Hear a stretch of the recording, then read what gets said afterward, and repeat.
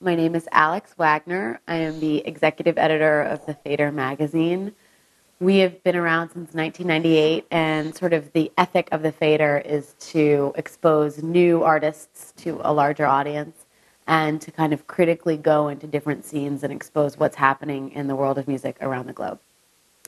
Um, I think we're known for kind of putting artists on the cover before they've gotten to be huge, i.e., I guess you could say breaking artists.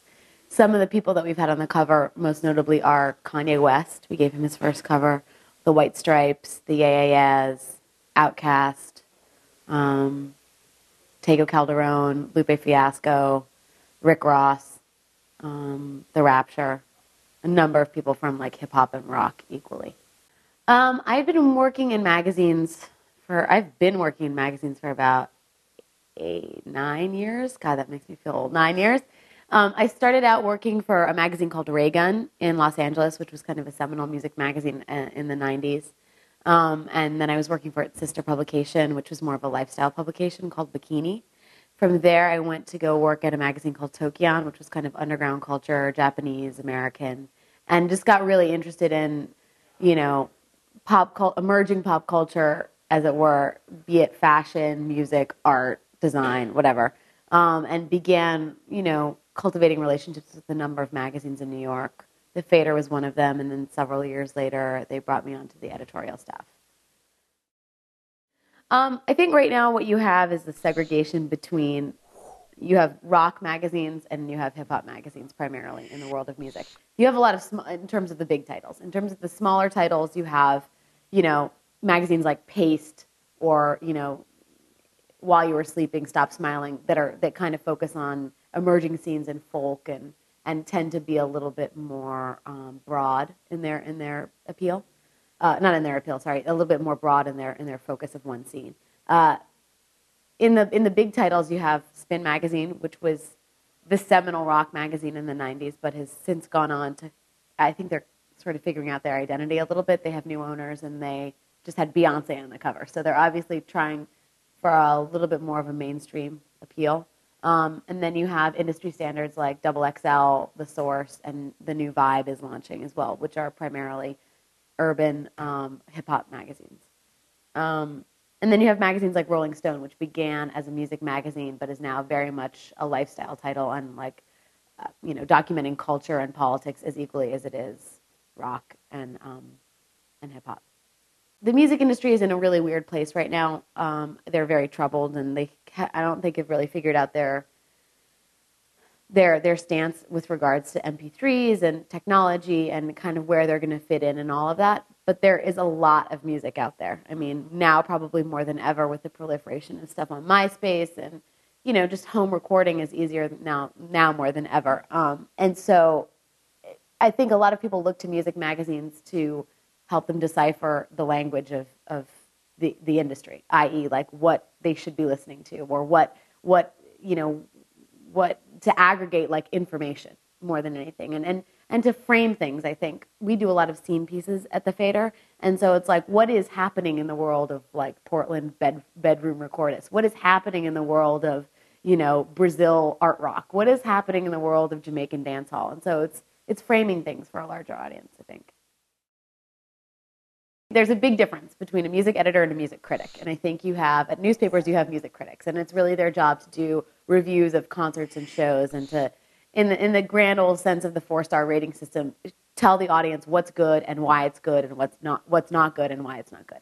Music editors, I think, especially at a magazine like the Fader, are there to sort of be the sort of first line of defense / filter, like what is interesting, what is dynamic. We're not at the Fader ever going to give anybody a 4-star rating on music because that's not the way we approach music.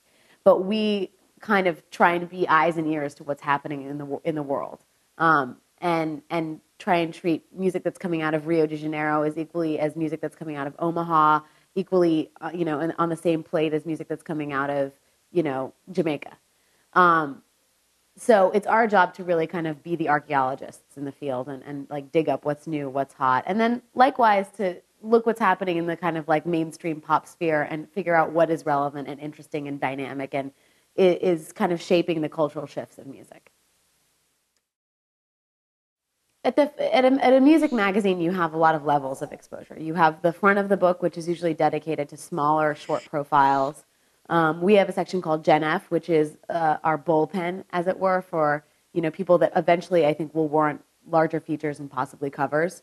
Then you have your feature well, which is dedicated to people that are right now important, making music, and then of course you have your cover stories, which are what's selling the magazine and arguably the hottest, most relevant thing right now. One of the things you can always have, especially in like a scene story, is just a mention of, if someone's framing a larger story, they'll definitely get to the nuts and bolts of it and figure out who the supporting characters are. And so that there are mentions in feature stories, which are good because it assumes that you're part of a larger whole and not just, a satellite artist. And then there's back of the book kind of reviews of new releases, re-releases, vinyl, whatever else. And that's great too because that really tends to focus on the album, what's coming out, and is a very timely way of getting exposure. I mean, I think we're always looking for people that are different. I mean, if you're another Electroclash revival meets the Kinks meets Captain Beefheart, there are a lot of bands that are doing the same thing. I think it's because in the music industry, when one formula works, why not try it again? But people that are pulling from sources outside of the box are definitely of interest to us. That said, there is such a thing as like too many gimmicks, and when the music isn't driven through passion, is not coming from passion and is coming from some abject idea of like, this would be cool if I, performed with a bucket of chicken on my head and did like ballet funk in Japanese, that would be great. That's not real, And so fundamentally, you always want to have that passion there. But if that passion is like extending into different forms of music making and from places that we're not necessarily looking in, that's great. I mean, anything that separates you from the crowd, I think, is a good idea. I think you want to tailor the number of clippings you put in there. No one needs to read through 60 pages of press clippings, ever. You want to, if you've gotten a cover story, you obviously want to include that in there. But if you got a write-up for your show in Time Out like 7 years ago, like I don't need to see that. So I think being succinct with the clippings is number one. I think bios should never run more than a page because nobody is going to go through all of that. And I think that cheesy, promotional, glossy black and white photos are never a good look. But then again, that's a matter of taste.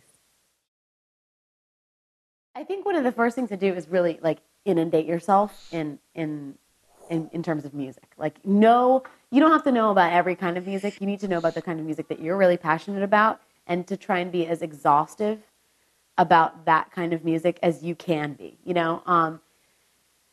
I think knowing what's on the internet is important, but I think too frequently these days people who want to write for music magazines are reliant on the blogosphere and the internet for all of their information. And like going out in the world is really important. And then I think, never package clips and send them onto a magazine and say, would you like to publish this? I think if anything, setting up a blog is a great idea where you're publishing, we've hired people who had blogs where they were just literally coming home after a concert and writing about what happened and what the music was like. And it was a really firsthand, natural expression of like their relationship to music. So I would say, A, inundate yourself, inform yourself, and then B, start like the output, start writing. And from there, figure out what magazines make sense for the way in which you write and approach those editors.